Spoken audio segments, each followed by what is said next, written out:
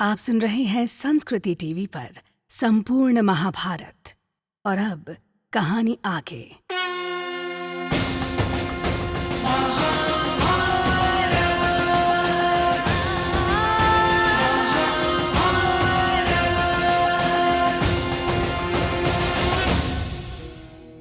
शिशुपाल वध कथा।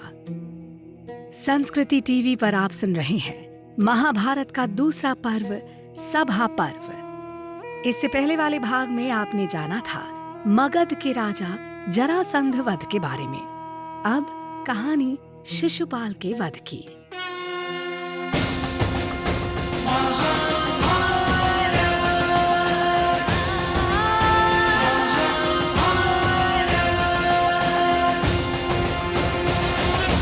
शिशुपाल कथा जितनी रोचक है, उससे भी ज्यादा रोचक है शिशुपाल के जन्म के समय घटित हुई घटनाएं। जब शिशुपाल का जन्म हुआ था, तब वो 3 आंखों तथा 4 हाथों वाले बालक के रूप में जन्मा था। तो उसके माता पिता उसे बाहर ले जाने के लिए बहुत चिंतित हुए कि इस बालक को संसार के सामने किस प्रकार प्रस्तुत करेंगे, साथ ही कहीं ये कोई असुरी शक्ति तो नहीं। इस प्रकार के विचार करके उन्होंने इस बालक को त्याग देने का निर्णय लिया। तभी एक आकाशवाणी हुई कि वो ऐसा न करे। जब उचित समय आएगा तो इस बालक के अतिरिक्त आंख एवं हाथ अपने आप ही अदृश्य हो जाएंगे, अर्थात जब विधि के विधान द्वारा निश्चित व्यक्ति इसे अपनी गोद में बैठाएगा तो ये अतिरिक्त अंग गायब हो जाएंगे और वही व्यक्ति इसकी मृत्यु का कारण भी बनेगा, अर्थात इसका वध भी करेगा। शिशुपाल के माता पिता इस आकाशवाणी को सुनकर आश्वस्त हुए कि उनका पुत्र असुर नहीं है, परंतु दूसरी ओर उन्हें ये चिंता भी होने लगी कि उनके पुत्र का वध हो जाएगा और वो मृत्यु को प्राप्त होगा। इस आकाशवाणी और उसके जन्म के विषय में जानकर अनेक वीर राजा उसे देखने आए। शिशुपाल के पिता ने बारी बारी से सभी वीरों और राजाओं की गोद में बालक को दिया। अंत में शिशुपाल के ममेरे भाई श्री कृष्ण की गोद में जाते ही उनकी 2 भुजाएं पृथ्वी पर गिर गईं तथा ललाटवर्ती नेत्र ललाट में विलीन हो गया। इस पर बालक की माता ने दुखी होकर श्री कृष्ण से उसके प्राणों की रक्षा की मांग की। श्री कृष्ण ने कहा, मैं इसके 100 अपराधों को क्षमा करने का वचन देता हूँ। कालांतर में शिशुपाल ने अनेक बार श्री कृष्ण को अपमानित किया और उनको गाली दी, लेकिन श्री कृष्ण ने उन्हें हर बार क्षमा कर दिया। दरअसल शिशुपाल 3 जन्मों से श्री कृष्ण से बैर भाव रखे हुए था। इस जन्म में भी वो विष्णु के पीछे पड़ गया। शिशुपाल भगवान विष्णु का वही द्वारपाल था जिसे कि सनकादि मुनियों ने शाप दिया था। वो जय और विजय अपने पहले जन्म में हिरण्यकश्यपु और हिरण्याक्ष, दूसरे जन्म में रावण और कुंभकर्ण तथा अंतिम तीसरे जन्म में कंस और शिशुपाल बने। पहला कारण ये था कि शिशुपाल रुक्मणी से विवाह करना चाहता था। रुक्मणी के भाई रुक्म का वो परम मित्र था। रुक्म अपनी बहन का विवाह शिशुपाल से करना चाहता था और रुक्मणी के माता पिता रुक्मणी का विवाह श्री कृष्ण के साथ करना चाहते थे। लेकिन रुक्म ने शिशुपाल के साथ रिश्ता तय कर विवाह की तैयारियां शुरू कर दी थी। कृष्ण रुक्मणी का हरण कर ले आए थे। दूसरा कारण ये कि चेदी के यादव वंशी राजा शिशुपाल, कंस और जरासंध मित्र थे। शिशुपाल ने श्री कृष्ण को घेरने के लिए जरासंध का हर मौके पर साथ दिया था। शिशुपाल को ये भी मालूम था कि श्री कृष्ण मुझे 100 अपराध करने तक नहीं मारेंगे। इसका लाभ शिशुपाल समय समय पर उठाता रहा। एक बार की बात है कि जरासंध का वध करने के बाद श्री कृष्ण, अर्जुन और भीम इंद्रप्रस्थ लौट आए। तब धर्मराज युधिष्ठिर ने राजसूय यज्ञ की तैयारी करवा दी।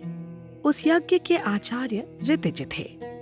यज्ञ में युधिष्ठिर ने भगवान वेदव्यास, भारद्वाज, सुनतु, गौतम, असित, वशिष्ठ, च्यवन, कंडव, मैत्रेय, कवश, जित, विश्वामित्र, वामदेव, सुमति, जैमिन, क्रतु, पैल, पराशर, गर्ग, वैश्मपायन, अथर्वा, कश्यप, धौम्य, परशुराम, शुक्राचार्य, आसुरी, वीतहोत्र, मधुद्वंदा, वीरसेन, अकृतव्रण आदि सभी को आमंत्रित किया।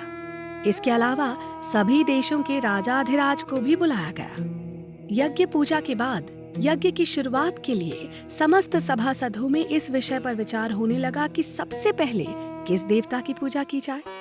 तब सहदेव जी उठकर बोले, श्री कृष्ण ही सभी के देव हैं, जिन्हें ब्रह्मा और शंकर भी पूजते हैं, उन्हीं को सबसे पहले पूजा जाए। पांडुपुत्र सहदेव की वचन सुनकर सभी ने उनके कथन की प्रशंसा की। भीष्म पितामह ने स्वयं अनुमोदन करते हुए सहदेव का समर्थन किया। तब धर्मराज युधिष्ठिर ने शास्त्रोक्त विधि से भगवान श्री कृष्ण का पूजन आरंभ किया। इस कार्य से चेदिराज शिशुपाल अपने आसन से उठ खड़ा हुआ और बोला, हे सभासदों, मुझे ऐसा प्रतीत हो रहा है कि कालवश सभी की मति मारी गई है। क्या इस बालक सहदेव से अधिक बुद्धिमान व्यक्ति इस सभा में नहीं है, जो इस बालक की हाँ में हाँ मिलाकर अयोग्य व्यक्ति की पूजा स्वीकार कर ली गई है? क्या इस कृष्ण से आयु, बल तथा बुद्धि में कोई और बड़ा नहीं है? क्या इस गाय चराने वाले ग्वाले के सामने कोई और यहाँ नहीं है? क्या कौआ हविष्यान्न ले सकता है? क्या गीधड़ सिंह का भाग प्राप्त कर सकता है? ना इसका कोई कुल है, न जाति, ना ही इसका कोई वर्ण है। राजा ययाति के शाप के कारण राजवंशियों ने इस यदुवंश को वैसे ही बहिष्कृत कर रखा है। ये जरासंध के डर से मथुरा त्याग कर समुद्र में जा छिपा था। भला ये किस प्रकार अग्र पूजा पाने का अधिकारी है?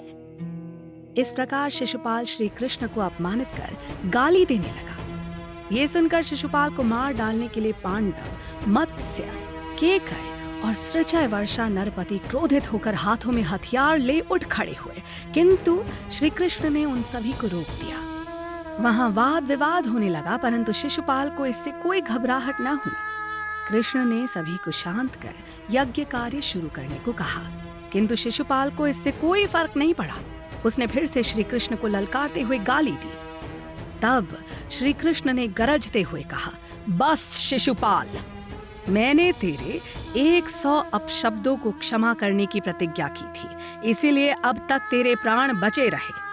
अब तक 100 पूरे हो चुके हैं। अभी भी तुम खुद को बचा सकने में सक्षम हो। शांत होकर यहाँ से चले जाओ या चुप होकर बैठ जाओ, इसी में तुम्हारी भलाई है। लेकिन शिशुपाल पर श्री कृष्ण की चेतावनी का कोई असर नहीं हुआ, अतः उसने काल के वश में होकर अपनी तलवार निकालते हुए श्री कृष्ण को फिर से गाली दी। शिशुपाल के मुख से अपशब्द के निकलते ही श्री कृष्ण ने अपना सुदर्शन चक्र चला दिया और पलक झपकते ही शिशुपाल का सिर कट कर गिर गया। उसके शरीर से एक ज्योति निकलकर भगवान श्री कृष्ण के भीतर समा गई और इस तरह शिशुपाल का अंत हो गया।